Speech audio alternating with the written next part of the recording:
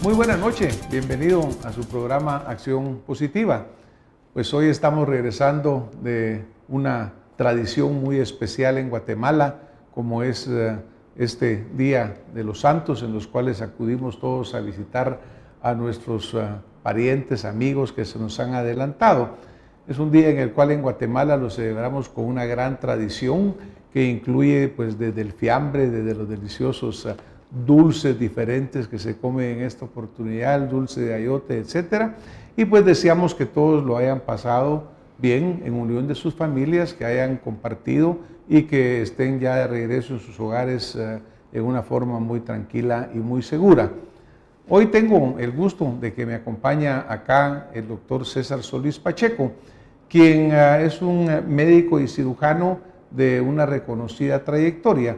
Y con él tuve el gusto de hablar sobre un libro que él preparó y que se llama Los médicos y sus decisiones. Bienvenido, doctor Solís, qué gusto tenerlo por acá, César. Muchas gracias, Francis.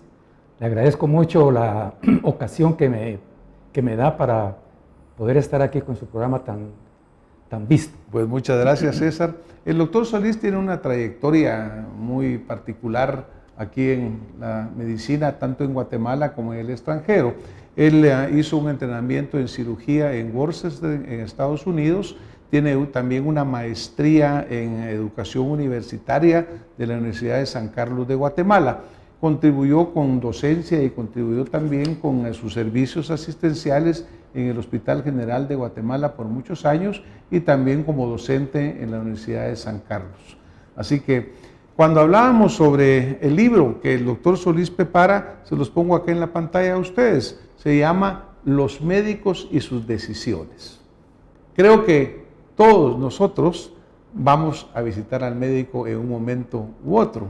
Y por otro lado, pues la profesión médica desde el origen de los tiempos ha tenido una connotación particular.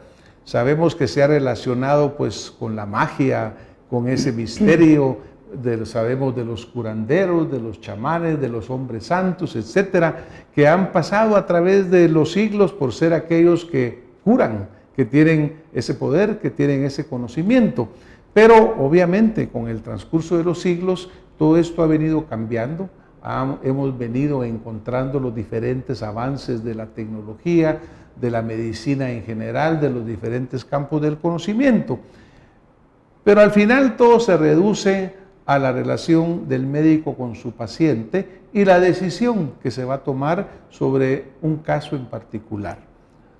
César, para entrar un poco en la materia, cuénteme, ¿qué lo lleva usted a escribir este libro, Los médicos y sus decisiones? Bueno, Francis, es una pregunta muy importante y muy frecuente que me han hecho.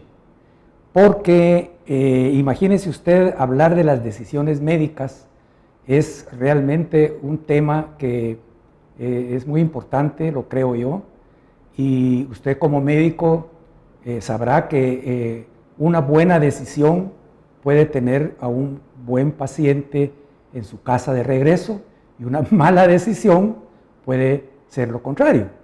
De manera que eso por un lado. Por otro lado, el tema de las decisiones en general siempre me ha llamado a mí la atención porque, como puede leerse en el libro, la toma de decisiones es un proceso en que la neurología no está todavía bien determinada contestar a esa pregunta, ¿cómo se toman las decisiones? Es a través de los estudios recientes, diría yo, de este siglo, en que a través de estudios de resonancia magnética, de tomografías, en que se ha podido llegar a asomarse al conocimiento de esa gran esfera que es el cerebro humano y que probablemente en unos 10 o 20 años se sabrá un poco más de cómo se toman las decisiones. Actualmente la pregunta no tiene la respuesta exacta, Francis. Claro, como usted muy bien lo decía, pues estamos asomándonos, ¿verdad? A pesar de los siglos que han pasado, a pesar de todo el nuevo conocimiento, como que nos estamos asomando a lo que hay dentro del contenido del cerebro, y por eso ese apego a lo místico, a lo mágico, a esta relación del médico, porque a veces, César, por ejemplo, cuando un paciente llega y le aparece el doctor y le da confianza, eso en sí ya es una cura. ¿Cómo visualiza eso usted? Bueno, eso es un placebo, Francis. El médico de por sí es un placebo sin que hable, porque lo hemos estudiado y lo hemos comprobado a través de la práctica, de que estando en sala de espera, el paciente cambia su estado anímico, emocional, y cuando entra a ver al médico, muchas veces acompañado del familiar, pues la familia le tiene que decir, bueno, cuéntale al doctor qué es lo que te pasa, porque pareciera como que ahí no hay ninguna enfermedad de por medio, ningún problema, ¿verdad? Claro. Entonces nosotros somos un placebo. Es esta parte subconsciente, es el médico de cuerpos y almas, ¿verdad, César?, que se describe. Pero, por ejemplo, cuando usted hablaba de que desconocemos verdaderamente las profundidades del cerebro, pero ¿cuáles son los mecanismos en los cuales se basa un médico para tomar su decisión? ¿Cómo llega a sopesar qué parte de la parte instintiva, la parte racional? Sí. ¿Cómo se maneja esto, César? Bueno, como comentábamos al principio, las teorías acerca de la toma de decisiones vienen de muy atrás, vienen de tiempos de Platón, de Aristóteles, en que se creía que las decisiones de las personas en general eran o racionales o emocionales. Esta teoría de la separación entre la razón y la emoción no tiene ningún sustento hoy en día, de acuerdo a los estudios neurobiológicos que hacen en la actualidad, ¿verdad? Porque la razón no compite con la emoción. Es más, la emoción es necesaria, Francis, para tomar decisiones. Hay que hacerle caso a las emociones.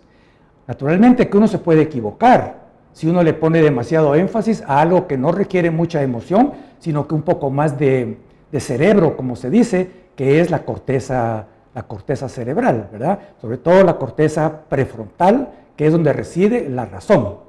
Ahora, el aspecto neurobiológico que los investigadores hablan de la parte emotiva, estamos hablando del hipotálamo, estamos hablando de la amígdala cerebral, estamos hablando de la língula, donde residen, no se puede decir que centros, sino que residen neuronas que en un momento dado hacen conexiones entre sí y establecen una emoción.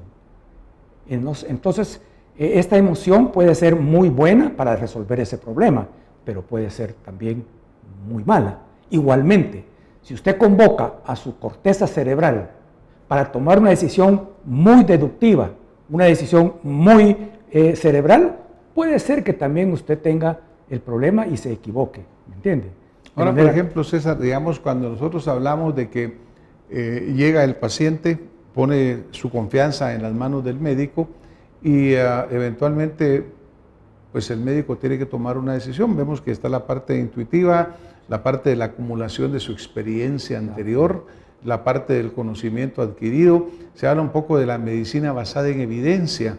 ¿Cómo funcionaría todo este conjunto? Bueno, todo ese complejo de normas y de efectos y de situaciones que usted menciona se dan en la práctica muy corrientemente. Pero no hay que olvidar de que el paciente es una persona integralmente hablando, que siente, que sufre, que goza, etc. Y hay que tomar en cuenta esa parte mágica que usted hablaba al principio y que está en el libro, ¿verdad? Esa parte mágica que nos favorece desde entrada para tener un acercamiento con el paciente, porque si no se da ese acercamiento del paciente con su médico, Francis, no se llega a resultados adecuados.